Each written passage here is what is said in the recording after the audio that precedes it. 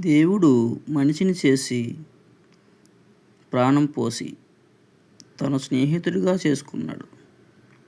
కానీ మనిషి దేవుడు చేయొద్దన్న పనులు చేసి తినొద్దన్న పనులు తిని పాపం చేశాడు. అలాగే ఇప్పుడు మనుషులు తయారయ్యారు. దేవుడి మాట వినే మనుషులు తక్కువైపోయారు. సాతానుగాడి మాటలు వినే మనుషులు ఎక్కువైపోయారు. ఎలాగంటే వ్యసనాలు, మందు తాగటము, వ్యభిచారం చేయటము, ఇలాంటి పాపాలు ఇంకా చాలా ఉన్నాయి. ఆ పాపాలన్నీ చేస్తున్నారు. క్రైస్తవులు అన్న వాళ్ళు కూడా కొన్ని తెలియకుండానే చేసేస్తున్నారు అండి పాపాలు.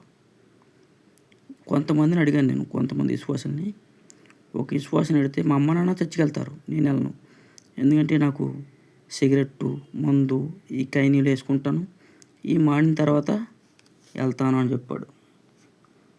కాకపోతే ఇవన్నీ మానాలంటే ఆయన చెంత చేరితేనే మానగలుగుతాం.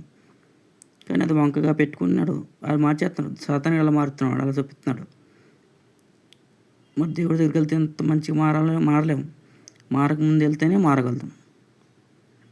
అది అటు గ్రహించుకోలేకపోతున్నాడు. ఇంకో వ్యక్తిని అడిగితే ఆ వ్యక్తి చర్చిలో ఉన్న వాళ్ళు చాలామంది ఇలాగ ఉంటున్నారు, నేను వెళ్ళినా ఇలాగ ఉంటాను, ఏం మార్పు లేదు అని ఒక అతను అన్నాడు. ఇంకో అతన్ని అడిగితే మా అమ్మ నాన్న కూడా ఫాదర్లే, పాస్టర్ గారే, వాళ్ళు చనిపోయారు, చనిపోయిన తర్వాత ఎక్కడికి వెళ్తే నాకేంటి, ఎవరు చూసి వచ్చారు అని ఒక వ్యక్తి చెప్తున్నాడు.